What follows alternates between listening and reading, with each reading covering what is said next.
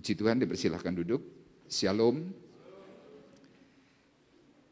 Baik, hari ini kita akan kembali bersama-sama belajar kebenaran firman Tuhan. Minggu yang lalu kita sudah belajar tentang mengapa hidupmu bermasalah. Ya, saya sudah sampaikan tentang hal-hal yang dialami oleh Ayub sehingga dia mengalami permasalahan atau pergumulan yang cukup panjang.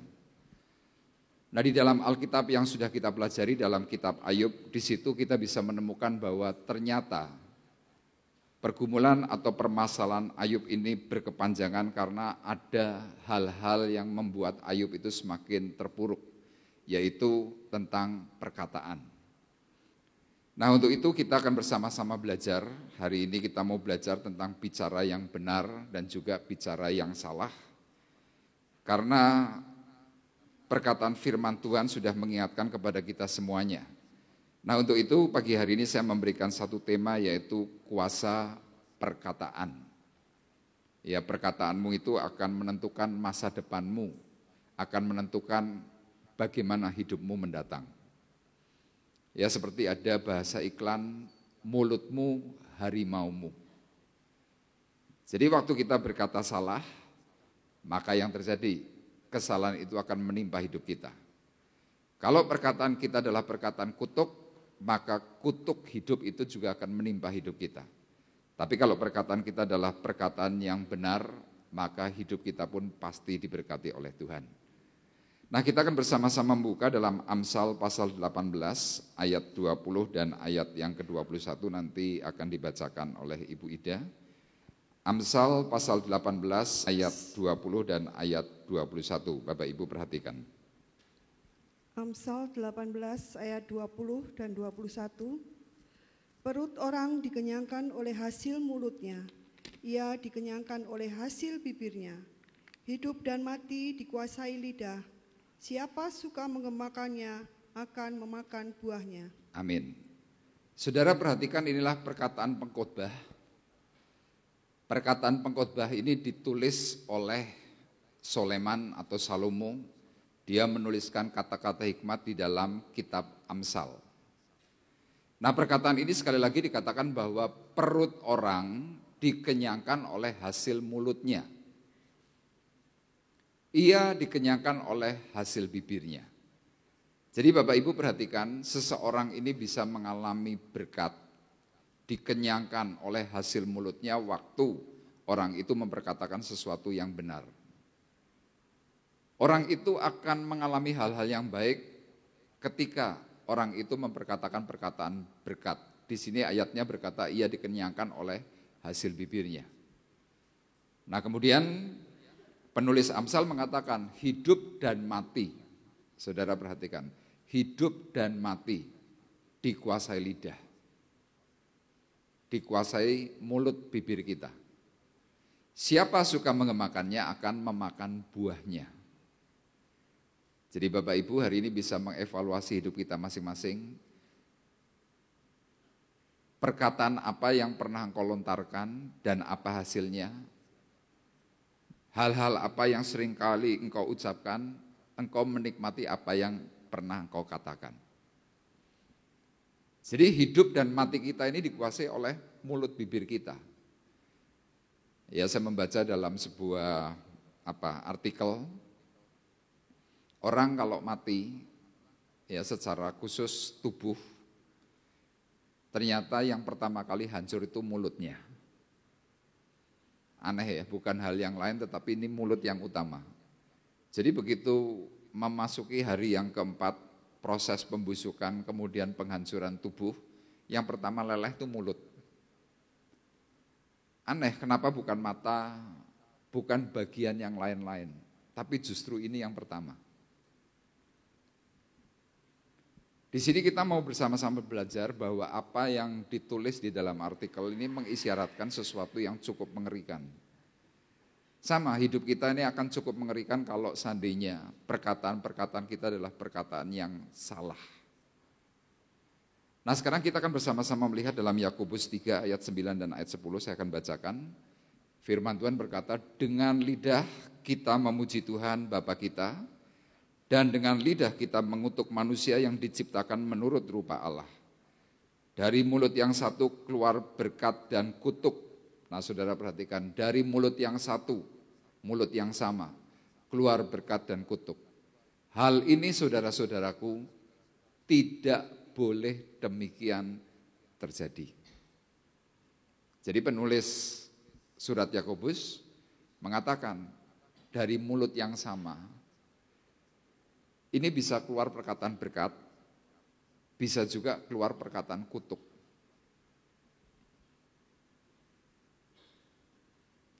Dan Yakobus mengingatkan bahwa hal ini saudara tidak boleh demikian terjadi.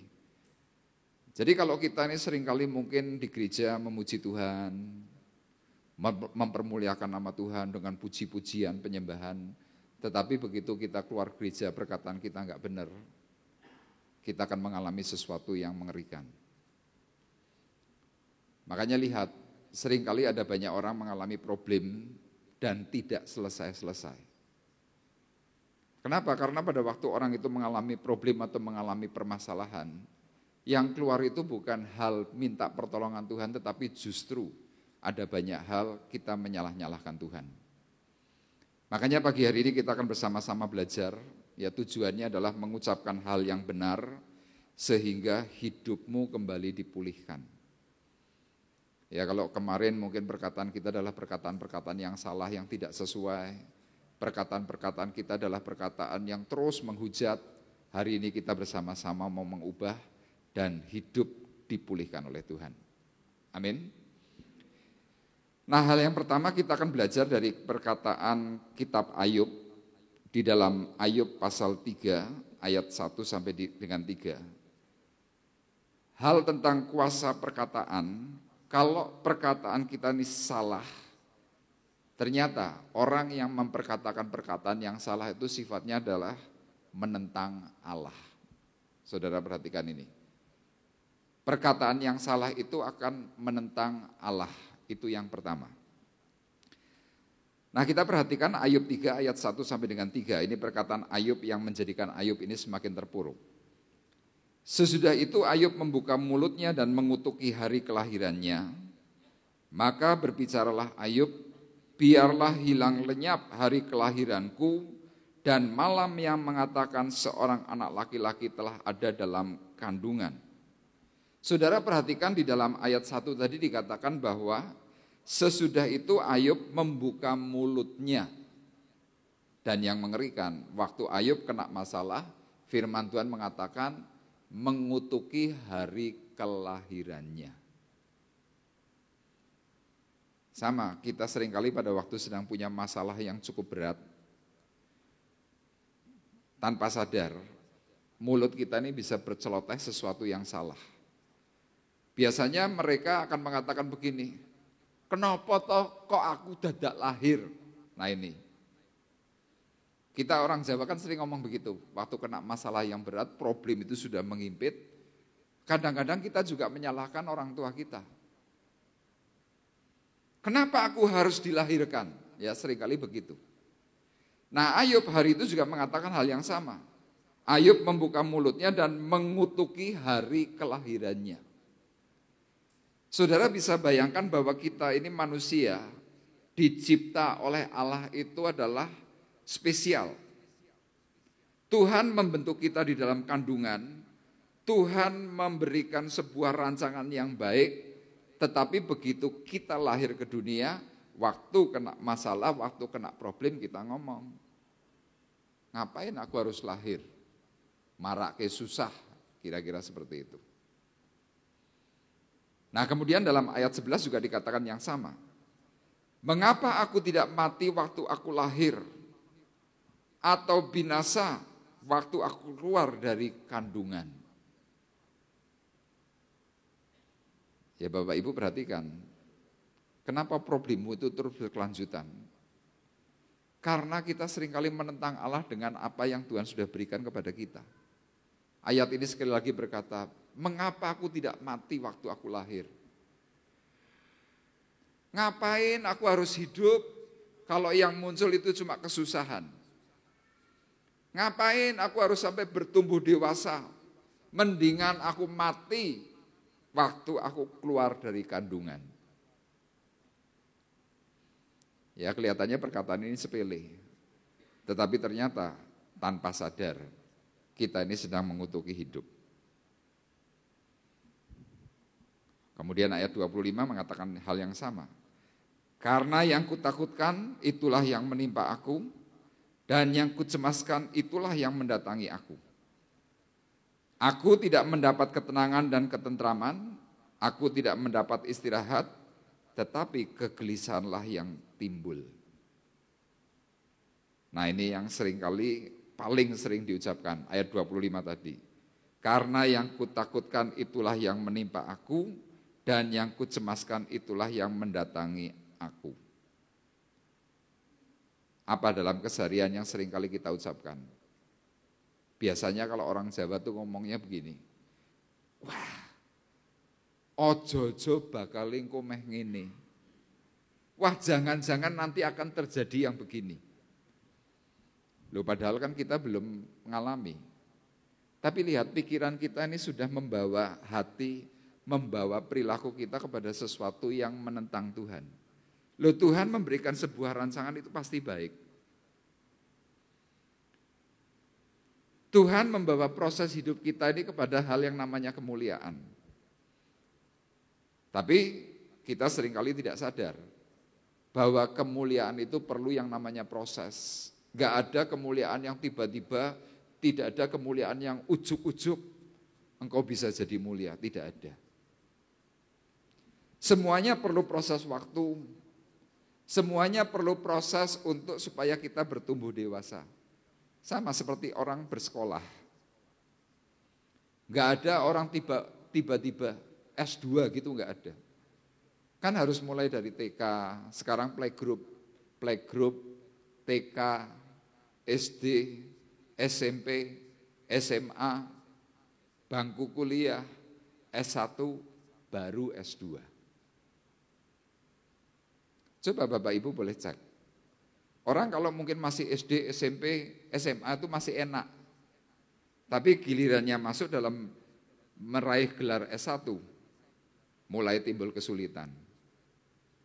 Ya terutama kalau di dalam bidang masalah kuliah kedokteran. Wih, sekolahnya jelimet. Orang harus mati-matian belajar menghafalkan sesuatu hal yang sulit, yaitu anatomi tubuh. Dan kalau sedang mau menghadapi ujian, seringkali mereka tidak tidur. Kenapa? Untuk meraih gelar S1. Nanti kalau ini sudah lulus, ada keinginan, ambil S2, tambah susah. Sama, Tuhan memberikan hal yang namanya kemuliaan, itu perlu proses. Makanya pada waktu kita sedang diproses oleh Tuhan, jangan kita berkata sesuatu yang salah. Jangan kita sampai mengatakan seperti apa yang dikatakan oleh Ayub. Apa yang kutakutkan itulah yang menimpa aku, dan yang kucemaskan itulah yang mendatangi aku. Jangan kita berkata, wah jangan-jangan kalau aku melakukan ini nanti tambah parah. Belum tentu. Ayub mengalami sesuatu hal yang menakutkan karena apa? Pikiran. Jadi kalau pikiran kita ini hanya sebatas seputar menurut standar kita, ya pikirannya pasti pendek. Tapi coba kalau kita bersama-sama mau belajar setiap hari, membaca perkataan firman Tuhan, di situ nanti kita akan bersama-sama mengerti, ternyata hikmat Allah itu tak terbatas. Orang yang memahami hikmat Allah, pasti perkataannya itu hati-hati. Gak bakalan ngomong sembarangan. Nah yang celaka kalau sampai orang tidak paham, ini yang Ayub pernah alami. Ayub pasal 10 ayat 1-3, saudara perhatikan. Ayub 10 ayat 1-3, aku telah bosan hidup, nah ini, aku telah bosan hidup, aku hendak melampiaskan keluhanku, aku hendak berbicara dalam kepahitan jiwaku. Bayangkan, Yang kita lontarkan bukan aku bosan hidup, tapi seringkali kita ngomongnya begini, tak mati wae, bosen, kira-kira begitu. Ayub sama mengalami hal itu. Waktu masalah itu menghantam, masalah itu menekan, teman-teman, sahabat-sahabatnya Ayub mulai menyalah-nyalahkan, dia berkata, aku telah bosan hidup. Ayat 2 berkata, aku akan berkata kepada Allah, jangan mempersalahkan aku. Beritahukanlah aku, mengapa engkau berperkara dengan aku. Kata-kata kita seringkali begini, Tuhan, salahku apa toh, kok sampai hidupku begini. Tuhan, memangnya aku ini kurang apa? Nah ini Ayub kan ngomongnya begitu. Jangan mempersalahkan aku, beritahukanlah aku. Mengapa engkau berperkara dengan aku? Nah yang paling celaka kalau ada orang yang merasa bahwa hidupnya sudah paling benar, ya ini. Ayub hari itu kena masalah, Ayub hari itu kena problem, dia merasa bahwa aku sudah benar. Saya mau sampaikan kepada Bapak Ibu, kalau benar, kalau memang benar, masing-masing kita ini hidup itu sudah benar, tentu Tuhan tidak lagi memberikan proses yang berat. Tapi justru hidup kita ini banyak celah, hidup kita ini banyak yang bolong-bolong. Tuhan izinkan iblis untuk berperkara dengan kita. Untuk apa? Supaya manusia itu sadar bahwa ada sebuah ending, ada akhir, suatu nanti kita pasti harus menghadap yang namanya tahta pengadilan Kristus, itu pasti. Nah daripada kita nanti waktu sudah mati, kemudian sampai masuk dalam penghakiman, kita gagal masuk surga, mendingan mumpung masih di dunia, kita diizinkan oleh Tuhan untuk mengalami masalah yang besar. Untuk apa? Supaya kita cepat-cepat introspeksi diri. Karena kalau perkataan-perkataan kita selalu menyalah-nyalahkan Tuhan dan kita selalu memungkiri akan kekuatan Allah, kita menentang apa yang Tuhan sedang berikan, kemudian kita merasa benar seperti halnya Ayub hari itu. Firman Tuhan dalam Amsal berkata, lebih baik orang bebal daripada orang yang merasa benar. Karena orang bebal mempunyai kesempatan untuk bisa masuk surga. Saudara perhatikan, ini mengerikan loh. Jadi kalau dalam bahasa keseharian, Tuhan cuma mau ngomong begini, maaf, lebih baik kamu jadi orang goblok, tapi kamu bisa diberitahu, bisa diperbaiki. Dan kamu punya kesempatan masuk surga daripada, nah ini, kamu yang merasa sudah benar, tidak bisa diarahkan untuk benar. Kamu celaka. Ayub memasuki satu fase yang amat sangat panjang untuk bisa mengerti, bisa mengevaluasi hidupnya. Makanya hal ini sangat-sangat penting, hati-hati. Jangan sampai kita berkata, Tuhan aku ini kurang apa. Jangan sampai kita ngomong begitu. Jadi begitu kita merasa bahwa, oh aku yang paling benar. Hidupku semua sudah beres. Aku sudah baca Alkitab, aku sudah ibadah rajin. Aku sudah bikin renungan, aku sudah macam-macam, pelayananku hebat. Belum tentu orang-orang yang sudah melayani Tuhan hidupnya itu sesuai dengan kehendak Allah, belum tentu. Ayub hari itu memang ditulis jujur, saleh, takut akan Tuhan, menjauhi kejahatan. Ini yang umum dipakai oleh manusia. Bahwa berarti sudah benar. Tapi seperti yang minggu lalu saya sampaikan, Ayub punya celah. Celahnya apa? Kompromi dengan dosa. Apakah Ayub hari itu melakukan dosa? Tidak. Yang melakukan dosa itu anaknya, Ayub nutup-nutupi dengan mempersembahkan korban. Minggu yang lalu saya sudah jelaskan, apa kompromi hidup kita selama ini. Firman Tuhan mencatat, ada orang yang berkompromi dengan apa? Riba, membungakan uang.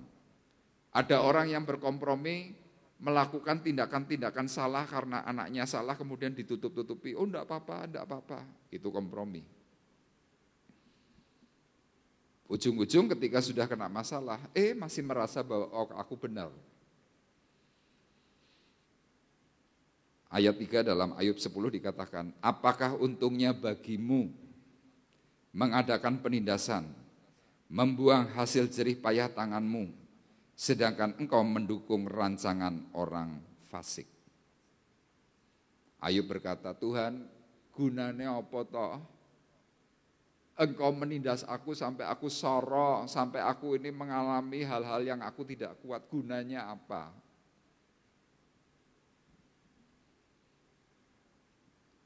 Ya di sini Ayub merasa benar, kemudian Ayub 10 ayat 18 dan 20 dikatakan, mengapa engkau menyebabkan aku keluar dari kandungan? Lebih baik aku binasa sebelum orang melihat aku. Maka aku seolah-olah tidak pernah ada dari kandungan ibu, aku langsung dibawa ke kubur. Bukankah hari-hari umurku hanya sedikit?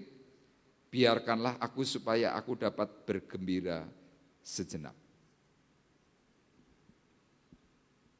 Ayub pun memperkatakan hal yang salah, bicara tentang apa? Masalah kelahiran. Bicaranya tentang apa? Lebih baik aku mati sebelum lahir. Jadi kalau orang Jawa bilang itu Pak, keluron. Lebih baik aku digugurkan saja, mati lebih baik. Saudara bisa membayangkan kalau Ayub seorang yang saleh, seorang yang jujur, seorang yang takut Tuhan, seorang yang menjauhi kejahatan, tapi perkataan-perkataannya semuanya miring. Ini sebuah pembelajaran buat kita. Meskipun mungkin kita sudah banyak melakukan hal-hal baik untuk Tuhan. Yakin enggak perkataan kita adalah perkataan berkat atau perkataan kutuk? Ini yang seringkali jadi masalah. Dan yang terakhir perkataan Ayub, Ayub merasa bahwa dia tidak diberi keadilan oleh Tuhan. Kita lihat sekarang dalam Ayub pasal 27, ayat 1 dan ayat yang kedua. Tolong dibacakan, Ibu Ida. Ayub 27 ayat 1 dan 2. Ayub 27 ayat 1 sampai 2. Maka Ayub melanjutkan uraiannya, demi Allah yang hidup, yang tidak memberi keadilan kepadaku, dan demi yang maha kuasa yang memedihkan hatiku. Iya. Ayub melanjutkan uraiannya. Di sini mempunyai sebuah pengertian, Ayub ini sudah mulai mengevaluasi perjalanan hidupnya. Dan ujung-ujungnya Ayub berkata, demi Allah yang hidup, ya bahasa ini dengan teriakan kira-kira. Demi Allah yang hidup, yang tidak memberi keadilan kepadaku, dan demi yang maha kuasa yang memedihkan hatiku. Kalau perkataan kita keseharian kita cuma ngomong begini, Allah tidak adil. Allah enggak adil sama hidupku. Kenapa si A yang tidak pernah ibadah? Kenapa si A yang tidak pernah sungguh-sungguh dalam Tuhan? Kok uripnya enak? Kok hidupnya enak? Aku ini loh sekarang sudah jadi orang rohani, kok malah tambah susah? Dasar Allah tidak adil. Nah ini. Perkataan-perkataan begini ini kan kelihatannya sepele semua. Tapi ternyata kalau kita bersama-sama mau perhatikan secara baik, ini adalah orang yang sedang memungkiri kekuatan Allah. Orang ini sedang menentang Allah. Apa yang dialami Ayub kemudian? Semakin terpuruk. Semakin ancur-ancuran. Kenapa? Dia sedang menentang kebijaksanaannya Allah. Tapi coba kalau kita perhatikan, firman Tuhan mencatat, Ayub ini kan orang yang amat sangat kaya. Di zamannya tidak ada orang yang sekaya Ayub. Lihat orang kalau lagi kena masalah, pikiran-pikiran yang dahulu tentang sudah diberkati oleh Tuhan, itu tidak berbekas di hati. Yang muncul cuma menyalah-nyalahkan Tuhan, merasa bahwa Tuhan tidak adil karena apa? Detik itu sedang mengalami yang namanya masalah. Tapi coba masing-masing kita ini mulai evaluasi. Waktu hidupmu diberkati Tuhan, pernah enggak kita ngomong, oh Tuhan itu adil, Tuhan itu amat sangat baik. Tapi lihat orang kalau lagi diberkati secara berlimpah, enggak pernah ngomong ini. Saya pernah membaca sebuah artikel. Artikel ini judulnya Why Me? Mengapa aku? Mengapa harus aku? Di situ diceritakan ada seorang petenis, dia juara dunia dari mulai sejak SD. SD juara, SMP juara, SMA juara.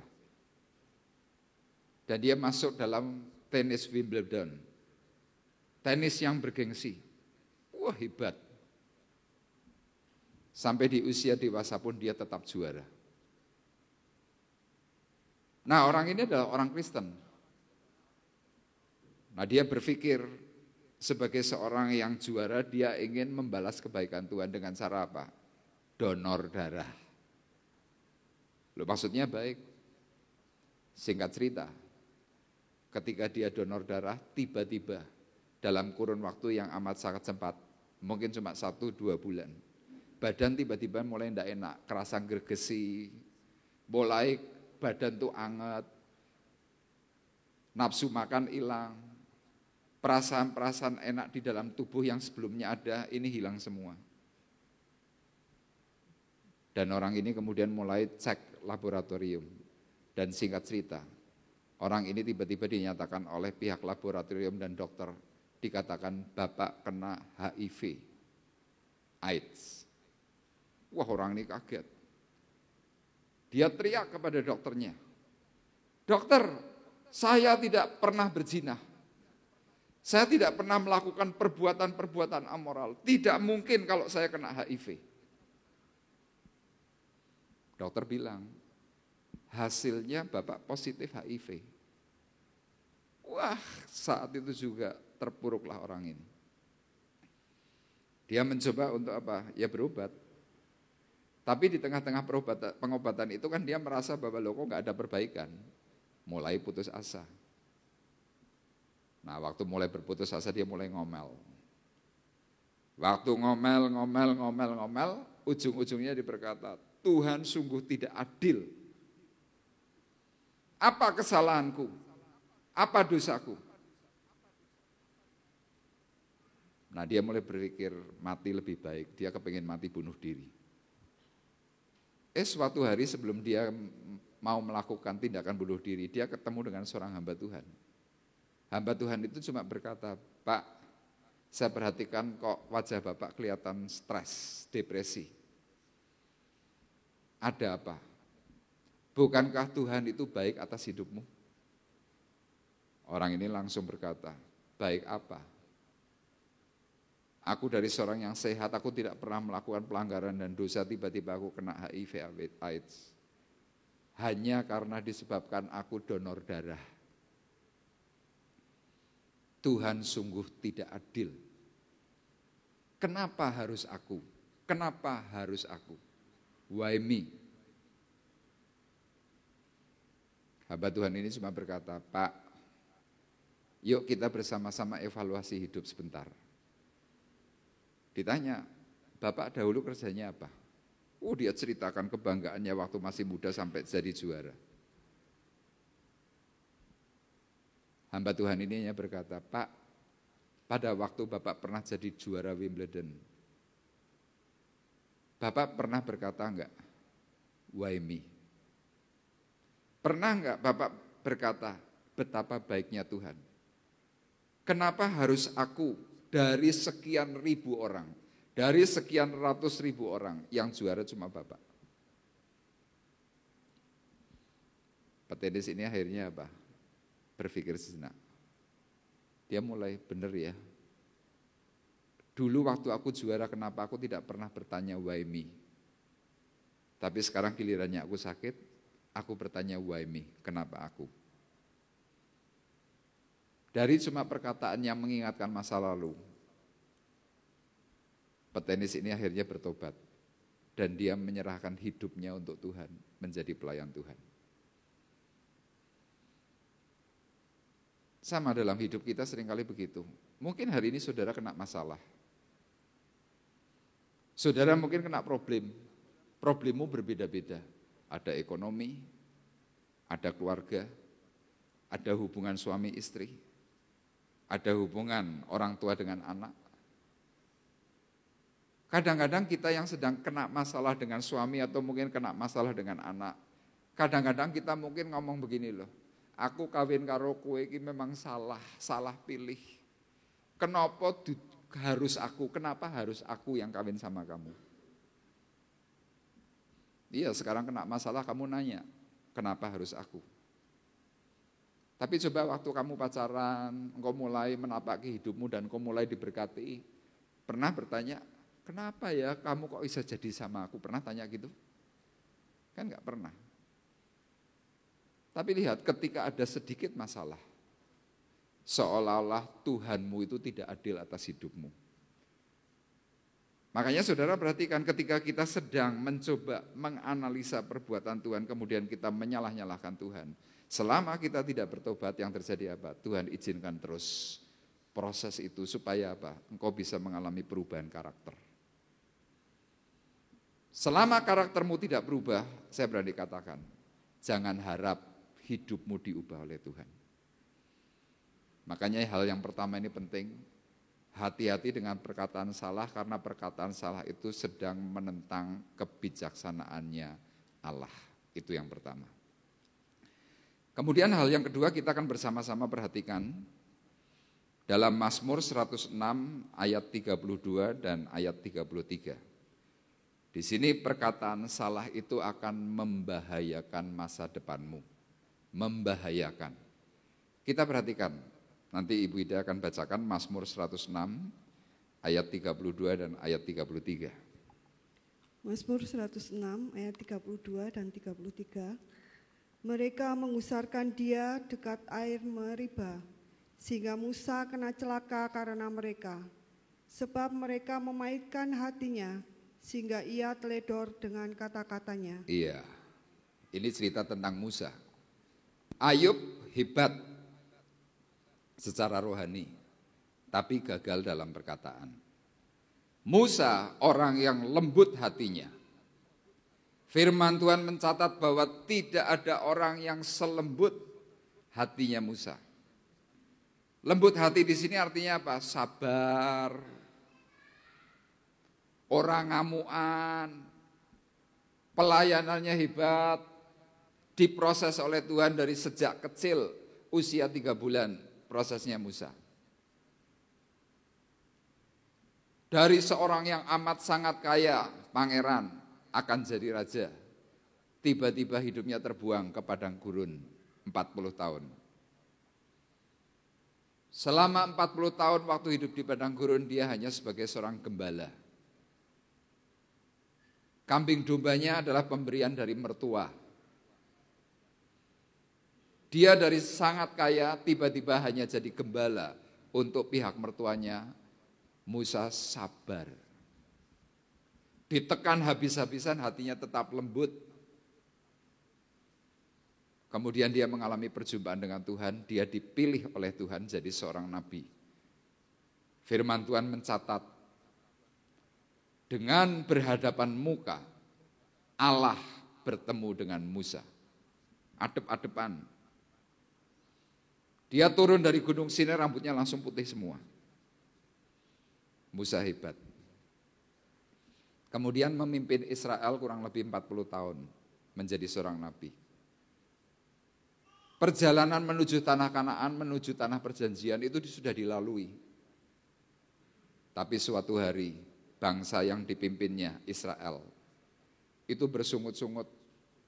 Persungutannya adalah apa? Ingin makan daging dan ingin dapat air.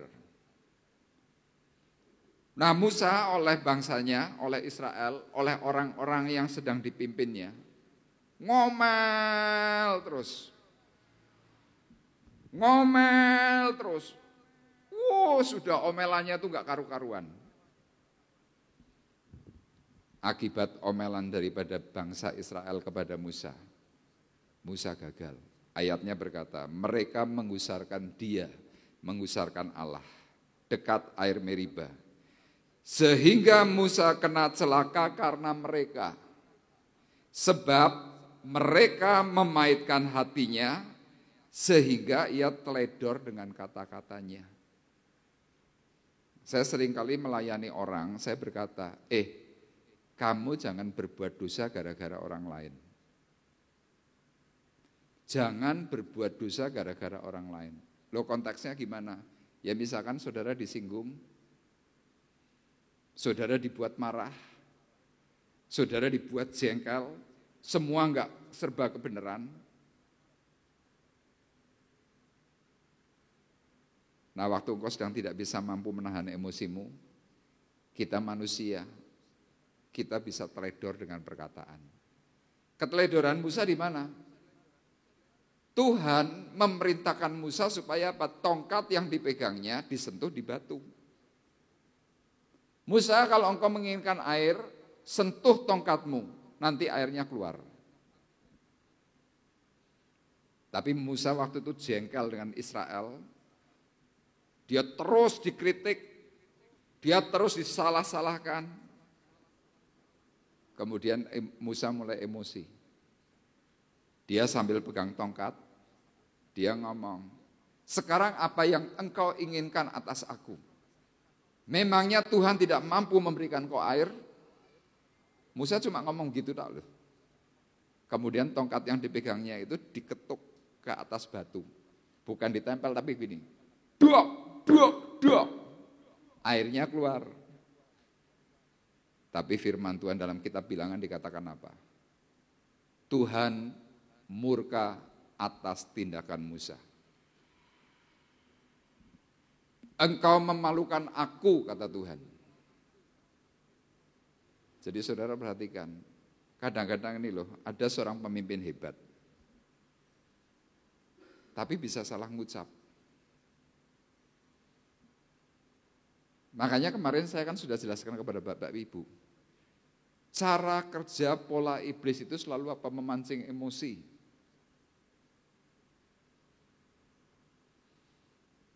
Tuhan Yesus sendiri dipancing emosinya oleh ahli Taurat, oleh orang-orang Farisi. Firman Tuhan dalam Injil Lukas pasal 11 ayat 53 dan ayat 54 dikatakan, orang-orang Farisi dan ahli-ahli Taurat membanjiri Yesus dengan rupa-rupa persoalan. Membanjiri Yesus dengan rupa-rupa persoalan artinya apa? Dicari-cari masalah. Semuanya problem. Menyembuhkan orang sakit, problem. Menyembuhkan orang buta, problem. Tidak berpuasa, problem. Semuanya problem.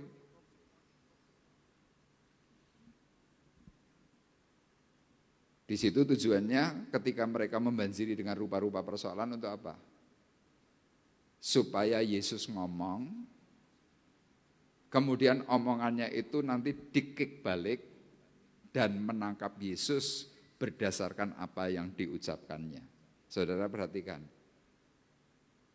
menangkap Yesus dengan apa yang diucapkannya. Sama saudara kan kalau lagi marah kan dinteni sama iblis. Dan maaf kata sialnya kita ini, sebagai orang dalam rumah tangga, suami, istri, anak. Seringkali kita nggak sadar, diri kita masing-masing itu dipakai oleh setan untuk menghancurkan. Tapi yang sedang dipakai kan nggak kroso. Misalkan istri ngomong, Suami mulai tadinya diem, lama-lama juga emosi, ngomong lagi yang salah. Nanti kalau sudah begini, anak kena getahnya, ngomong lagi yang salah. Muncul kata-kata hujat. Kata-kata hujat yang muncul biasanya apa? Memang dasar aku ini sialan. Memang kamu juga sialan. Dan ngomong yang jelek-jelek. Iblis tangkap semua perkataan itu, maka jadilah engkau sial. Jadilah engkau celaka. Jadilah engkau orang yang dipakai oleh iblis untuk menghancurkan hidupmu sendiri berdasarkan setiap perkataan yang kita lontarkan. Sama firman Tuhan di sini mengatakan, sebab mereka memaitkan hatinya. Hati Musa itu dipahitkan oleh Israel jengkel, sehingga ia teledor dengan kata-katanya. Loh, Musa ini kan sudah sangat amat sabar, lembut hatinya. Tidak ada orang yang selembut Musa pada zaman itu. Artinya Musa ini kesabarannya enggak tertandingi. Gitu saja bisa salah. Apalagi saya, apalagi saudara. Saya sewaktu mempersiapkan perkataan firman Tuhan ini saya sempat berpikir, apa ya tujuan Tuhan ini memberikan perkataan ini? Jelas supaya kita harus bijak di dalam perkataan. Jangan sampai kita ini salah nyebut, jangan sampai. Ya seperti tadi saya jelaskan, jangan merasa bahwa Tuhanmu tidak adil. Jangan merasa bahwa engkau yang paling benar. Dan kasus besar, jangan emosi. Begitu emosi, teledor. Padahal firman Tuhan mencatat dalam Galatia 5 ayat 22, buah roh ialah kasih. Ujung dari buah roh apa? Pengendalian diri. Diawali dengan kasih, ujungnya pengendalian diri. Kenapa yang diawali itu harus kasih? Ya karena kasih itu bisa menjadikan orang itu sabar. Orang itu bisa punya damai, punya sukacita, punya kesetiaan. Tapi kenapa yang terakhir kok harus pengendalian diri? Ya karena belum tentu orang yang punya kesetiaan, punya kesabaran, punya kebaikan, punya sukacita itu bisa punya pengendalian diri.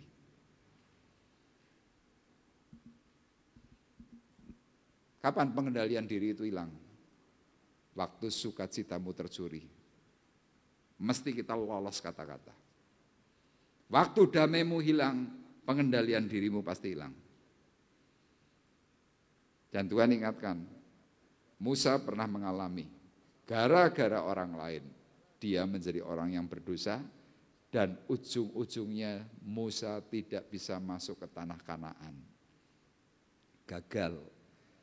Padahal pernah kaya,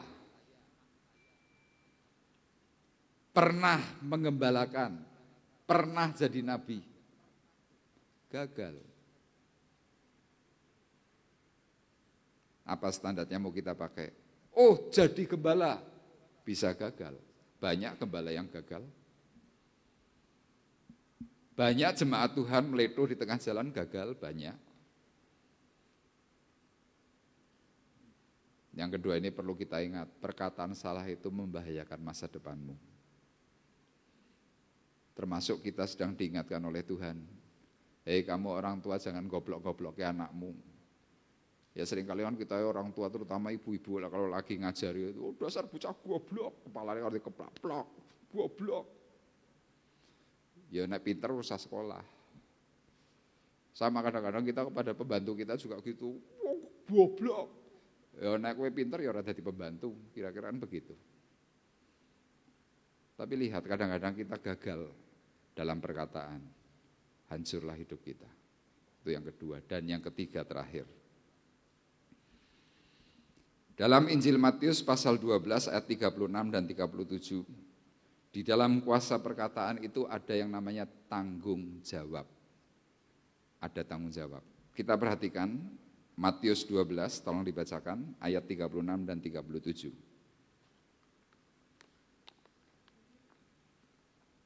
Matius 12 ayat 36-37. Matius 12 ayat 36 dan 37. Tetapi aku berkata kepadamu, setiap kata sia-sia yang diucapkan orang harus dipertanggungjawabkannya pada hari penghakiman. Karena menurut ucapanmu engkau akan dibenarkan, dan menurut ucapanmu pula engkau akan dihukum. Iya, ini yang berkata adalah Tuhan Yesus sendiri. Tetapi aku berkata kepadamu, setiap kata sia-sia yang diucapkan orang harus, perhatikan, harus dipertanggungjawabkannya pada hari penghakiman. Karena menurut ucapanmu engkau akan dibenarkan, dan menurut ucapanmu pula engkau akan dihukum. Nah, jadi kalau sekarang hari-hari ini, kemarin kita ngomong tuh banyak salah, kita bisa evaluasi. Apa yang perlu dievaluasi? Ini yang umum, dasar kere, jadilah kere. Maaf, dasar bajingan, jadilah bajingan. Dasar sial, jadilah sial. Jadi perkataan-perkataan negatif yang diucapkan oleh seseorang, firman Tuhan mencatat, itu harus dipertanggungjawabkan. Harus dipertanggungjawabkan. Kapan? Nanti waktu kita mati. Tapi sebelum proses mati itu terjadi, karena ucapanmu, Tuhan izinkan hidupmu mengalami masalah. Jadi kalau kita ngomong dasar sialan, daripada engkau sial di akhirat, mendingan kamu sialan di sini. Udah sial aja hidupmu. Itu diizinkan oleh Tuhan. Kenapa diizinkan? Iya, waktu engkau berkata, iblisnya tangkap dan dijadikan. Nah, waktu dijadikan kau sial. Nanti kan lama-lama saudara pasti akan berpikir, kenapa ya hidupku kok sial? Kenapa ya hidupku ini penuh dengan masalah? Oh, ternyata karena aku pernah kepingin mati. Oh, waktu itu aku pernah ngomong aku tak mati bunuh diri. Oh, aku pernah berkata aku sial, maka sekarang sial. Nah, waktu evaluasi ini muncul, firman Tuhan hari ini memberikan jawaban. Termasuk kalau kita seringkali berkata cerai, ya tunggu saja, nanti kan pasti terjadi. Aku sudah enggak kuat sama kamu, pisah, ya nanti kan pasti terjadi. Nah, itu semua diizinkan oleh Tuhan, kita ngalami itu, supaya apa? Engkau mengevaluasi dan engkau bertobat.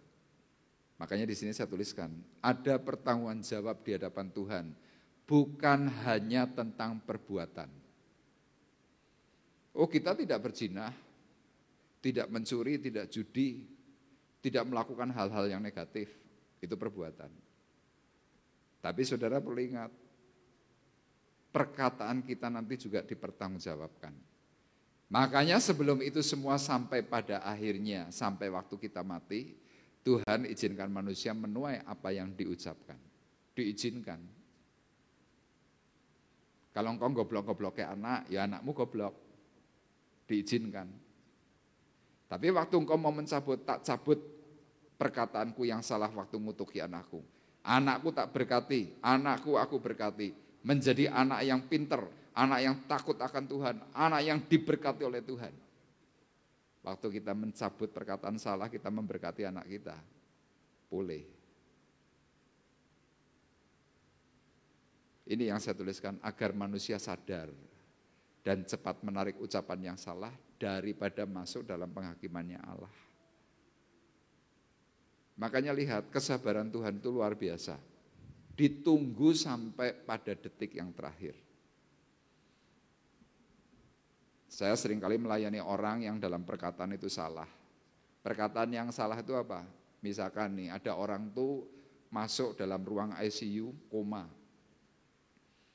Dan orang ini koma nggak mati-mati. Ternyata apa yang pernah diucapkan? Aku benci, tak bawa sampai mati. Ya sudah, bencimu dibawa sampai mati. Engkau di atas ranjang, orang sakit cuma bisa merintih, tapi tubuhmu sudah tidak bisa bergerak. Selama perkataan benci dibawa sampai mati itu tidak diselesaikan, tidak bakal mati. Ya sudah mau 3 bulan, 4 bulan, 5 bulan, 6 bulan di ruang ICU dengan bayaran yang ratusan juta, Tuhan izinkan. Kalau perlu hartamu habis. Untuk apa? Mempertanggungjawabkan apa yang kau pernah ucapkan. Daripada bencimu sampai mati kemudian kau masuk neraka, tak bikin kamu di ICU. Udah, diizinkan itu. Nanti kalau orang itu sudah dilayani, mulai diberi tahu, Om, ampuni ya orang yang pernah menyakiti hatimu. Tante, ampuni ya orang yang pernah menyakiti hatimu. Kalau orang itu mau mengampuni meskipun tubuh itu tidak berdaya, biasanya. Orang itu kalau mau itu melelehkan air mata, merebes mili. Dalam keadaan koma itu bisa merebes mili.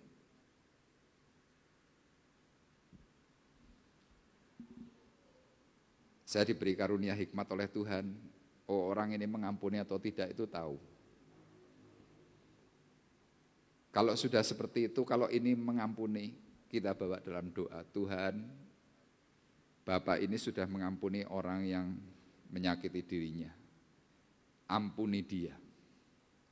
Dari pengalaman saya, kalau doanya pagi, nanti malam itu sudah mati. Kalau doanya mungkin tengah malam, ya besok pagi mati. Kenapa? Pemberesan hati. Jadi saudara jangan berpikir, bentak gowo sampai mati. Ya nanti dicoba saja. Kenapa? Jelas firman Tuhan itu mencatat. Setiap kata sia-sia yang diucapkan orang harus dipertanggungjawabkannya pada hari penghakiman. Harus. Karena menurut ucapanmu engkau akan dibenarkan, dan menurut ucapanmu pula engkau akan dihukum. Dan saya yakin hari ini Tuhan itu sedang mengutarakan isi hatinya. Kamu mau dipulihkan? Tarik setiap ucapanmu yang salah. Kamu ingin disembuhkan? Tarik setiap perkataan yang salah dalam hidupmu. Kita bisa belajar dengan mengatakan yang baik. Aku diberkati Tuhan. Aku diberkati Tuhan. Aku diurapi Tuhan. Hidupku diberkati. Hidupku dipulihkan, hidupku disembuhkan, aku sembuh, aku sembuh, aku sembuh. Amin. Saya dulu waktu kepengen sembuh, saya ngomong begitu. Dalam keadaan setengah gila saya ngomong, Arif sembuh sambil nangis itu. Arif sembuh, Arif sembuh, Arif sembuh. Saya sembuh. Dan saya yakin saudara pun bisa dipulihkan, disembuhkan. Waktu perkataan kita adalah perkataan berkat. Amin. Tuhan memberkati kita. Kita akan menaikkan pujian. Kuasa-Mu nyata dalam kelemahanku. Haleluya. Dalam Ayub pasal 42 ayat 6, Ayub berkata, oleh sebab itu aku mencabut perkataanku, dan dengan menyesal aku duduk dalam debu dan abu. Ayub mengalami berkat pemulihan ketika dia mencabut setiap perkataan-perkataan yang pernah salah. Dan biarlah pagi hari ini kita juga diingatkan oleh Tuhan, bahwa ketika ada kesalahan kata, kita cabut di dalam nama Yesus. Kita memberikan perkataan-perkataan berkat atas hidup kita masing-masing, atas keluarga, atas anak saudara, atas handai tolan. Dan yakin ketika Kau membereskan akan setiap hal yang pernah terlontar salah. Tuhan mendengar dan Tuhan menyelesaikan dengan cara yang ajaib. Haleluya. Kuasa-Mu nyata di dalam kelemahanku, kekuatan-Mu menopang seluruh hidupku. Dari mana datang pertolongan-Mu? Hanya Yesus pertolonganku. Kuasa-Mu nyata di dalam kelemahanku, kekuatan-Mu menopang seluruh hidupku. Dari mana datang pertolonganku? Hanya Yesus pertolonganku. Engkaulah sumber kekuatan hatiku, tempat persembunyianku.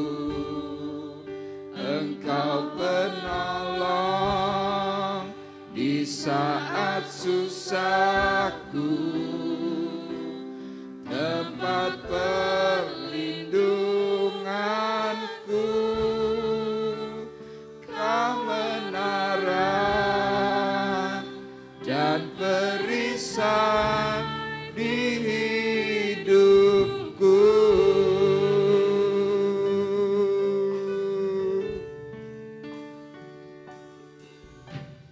Kuasa-Mu nyata di dalam kelemahanku, kekuatan-Ku menopang seluruh hidupku.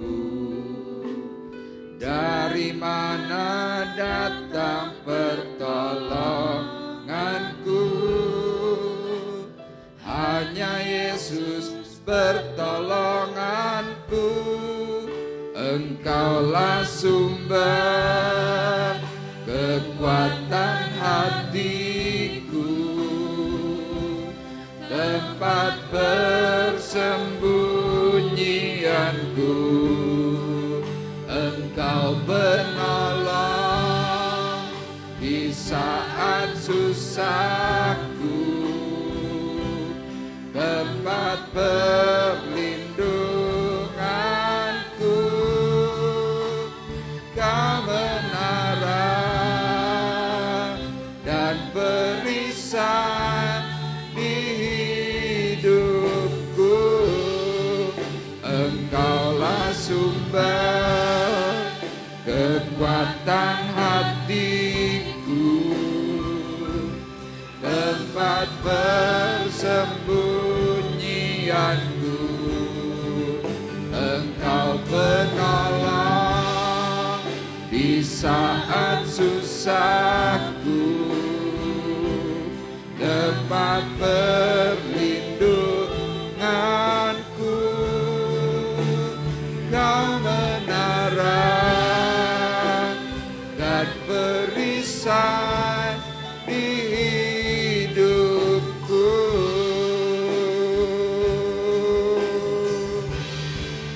Engkaulah sumber kekuatan hatiku,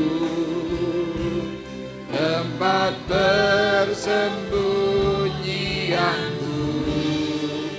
Engkau penolong di saat susahku, tempat perlindunganku. Kau menara dan perisai di hidupku. Kau menara dan perisai di hidupku.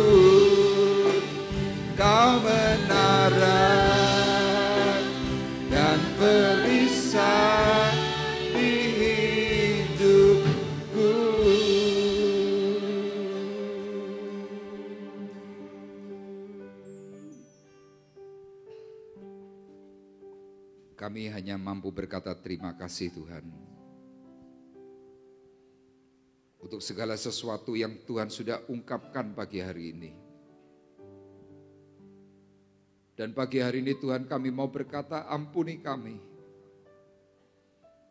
Karena seringkali kami mengucapkan perkataan-perkataan yang keliru, perkataan yang salah di hadapan Tuhan. Selama ini kami tidak sadar kalau setiap ucapan, setiap perkataan yang kami lontarkan, iblis menunggu itu dan menangkap semuanya itu untuk menjadikan kami jatuh. Tetapi hari ini ketika kami bersama-sama mendengar perkataan firman-Mu, kami sepakat di dalam nama Yesus, kami mau cabut setiap perkataan-perkataan yang menghujat. Kami mencabut setiap perkataan-perkataan yang salah.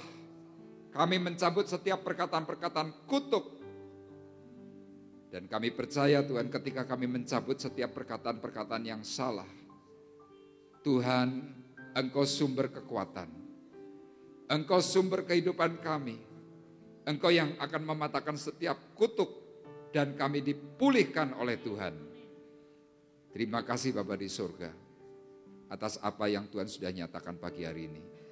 Berkati seluruh sidang jemaat-Mu, beri mereka semua hati yang mengampuni, hati yang mengasihi, hati yang memberkati hidup mereka masing-masing, dan memberkati akan setiap orang. Di dalam nama Tuhan Yesus Kristus, kami sudah berdoa dan mengucapkan syukur kami. Dan kita yang diberkati oleh Tuhan bersama-sama berkata, amin. Puji Tuhan.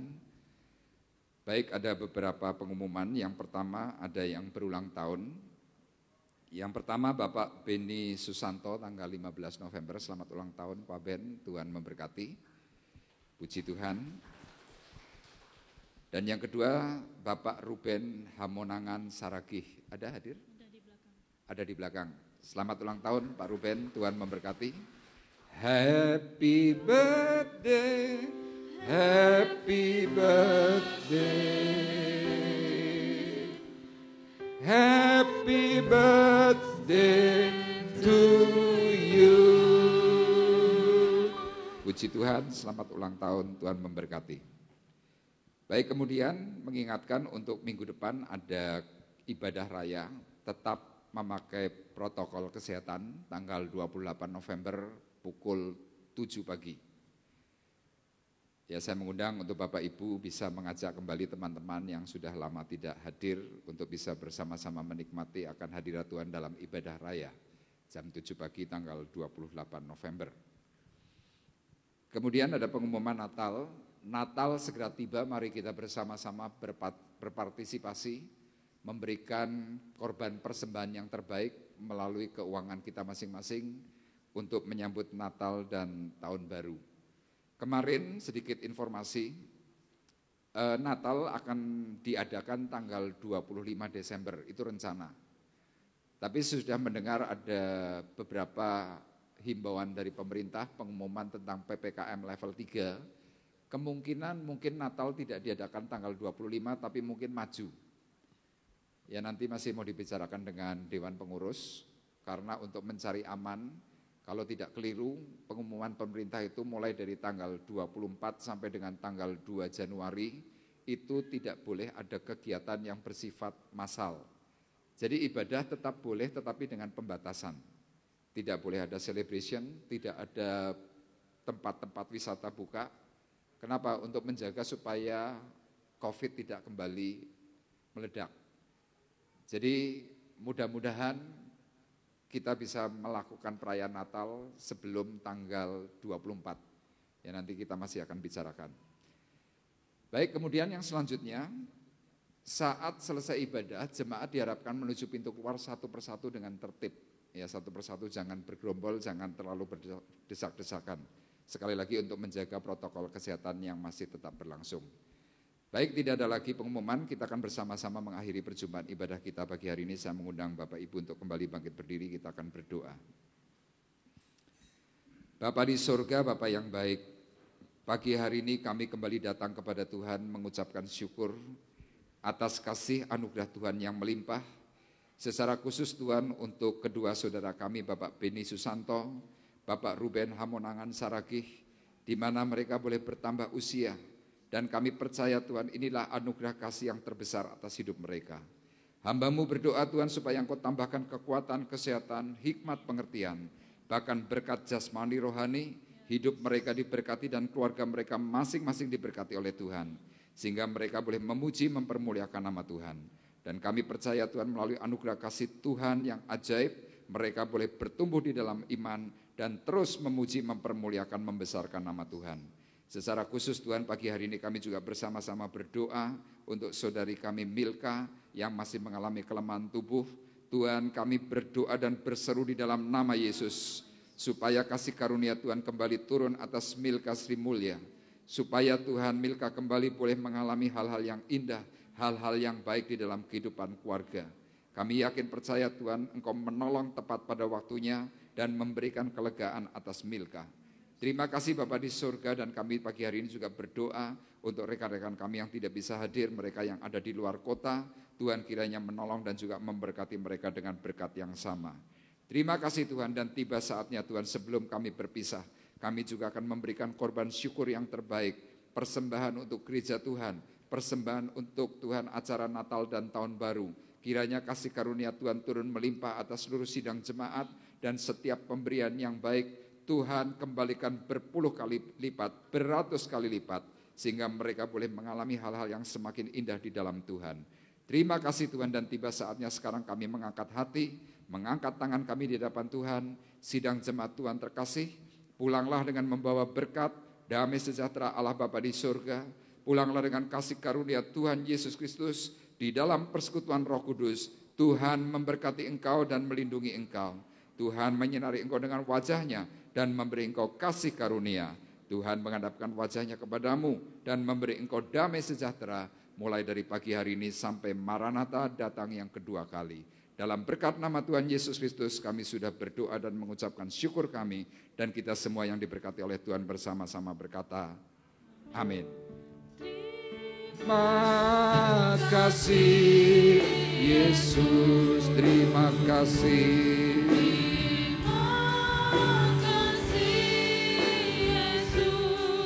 Ku beri syukur